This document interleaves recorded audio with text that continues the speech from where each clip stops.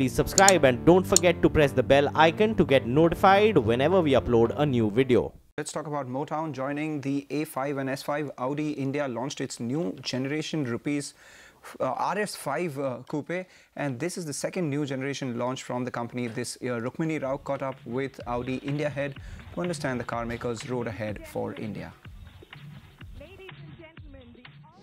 A lot of launches actually. Let's start with the RS5. For us it was very important to launch the car. Why? Audi is perceived as the youngest brand in the luxury segment, and that's something we make use of. Yeah, we have a youngest customer base, and obviously cars like the RS5, they created more desirability and will also increase our brand image. Being a sports car, it's an everyday car that you can drive, and obviously that's one part of the expansion under the umbrella Audi Sport. We have launched the Q5 already now, and there's a lot more to come. We'll expand the A range, will expand the Q range, so there are a couple of models coming up in 2018. It's not going to be boring.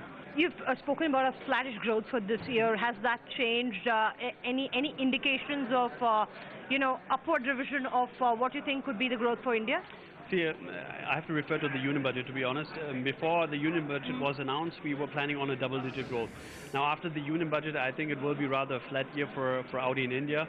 Of course, we're working against it with some more models coming up and so on. But I think it's a challenging market environment to make it really a double-digit growth in India. So we're looking at it as a flat year, which does not mean that we are stopping our activities. We believe in the growth of the market. We believe in India as a strategic market, and we will continue investing in the market. Sure. The larger passenger car segment, really, we have the Marutis and the rest of them talking about going electric. Are the luxury car makers really looking at this? Do you think India market is matured enough to handle all electric cars that are really high-end, or even hybrid for that matter? The number of hybrid cars that we'll be seeing that will be rolled out, is the market condition really favorable at this point in time?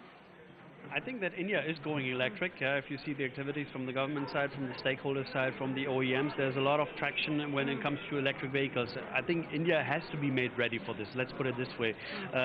All of the manufacturers are focusing on electric vehicles. If you look at Audi from a global perspective, we are launching by 2023 electric vehicles. By 2025, we're expecting 30% of our entire global volume to be electric vehicles. Having said this, we will also be in a position to launch an EV in India latest by the year 2020.